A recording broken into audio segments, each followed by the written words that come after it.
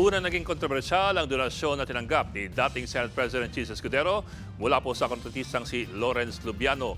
Si Lubiano kasi ang may-ari ng Centerways Construction, isa sa 15 kontratista na nakuha ng pinakamaraming flood control projects ayon po kay Pangulong Bongbong Marcos. Balikan lang po natin kung bakit problemado ito. Sa Section 95 ng Omnibus Election Code, pinagbabawal ang mga campaign contributions mula sa mga tao o kumpanya na may kontrata sa gobyerno o merong prangkisa, exemptions, o mga concessions. Ito po'y para maiwasan yung mga koneksyon na magresulta sa conflict of interest o magkaroon ng utang na loob ang isang politiko sa isang kontratista. Pero sa ulat na nilabas kanina ng Philippine Center for Investigative Journalism or PCIJ, pati ang Pangulong Marcos at VP Sara Duterte mukhang meron din sabit dyan. Binusisi ng PCIJ kung sino pa yung mga politiko na tumanggap ng mga donasyon sa mga kontratista nitong nakaraang 2022 at 2025 elections. Si BBM na tumakbo sa pagkapangulo noong 2022 elections, tumanggap pala ng 20 million pesos mula po kay Rodolfo Hilot, ang may-ari ng Rood Hill Construction. Katunayan, si Hilot ay isa sa top campaign contributors ng Pangulo. Pumapangatlo lamang siya kay Antonio Lagdameo at Mel Robles. Karango ang 6 na iba pang contributors na nagbigay rin ng 20 million pesos sa kampanya ni BBM.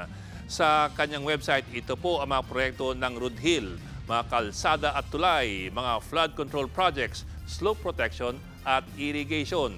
Hindi lamang po yun.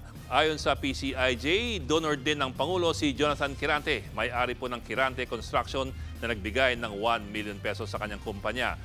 Sa kampanya naman ni VP Sara Duterte noong 2022, nag-donate ang SDevco Realty ng halos 20 milyong piso na halaga ng mga advertisements. Ang SDevco Realty ay pag-aari po ng Davao businessman na si Glenn Escandor na may-ari rin ng Genesis 88 Construction na ayon sa PCIJ ay kontratista rin ng DPWH. Nabanggit na po natin kanina si dating Senate President Chis Escudero at si Lawrence Lubiano ng Centerways Construction. Pero meron pa po ayon sa PCIJ. Nagbigay rin daw ng 10 milyong pisong donasyon sa kampanya ni Escudero ang negosyanteng si Arnel Peil na may-ari ng AIP Construction. At ang negosyanteng si Maynard Ngu, may-ari po ng Cosmic Technology, nag-contribute din ng 30 million pesos sa kampanya ni Escudero. Ang Cosmic may mga kontrata raw sa DepEd. Ito pa, noong 2022 Central Campaign, nag-donate si Leandro Lebiste ng 100 million pesos sa kampanya ng kanyang ina na si Loren Legarda.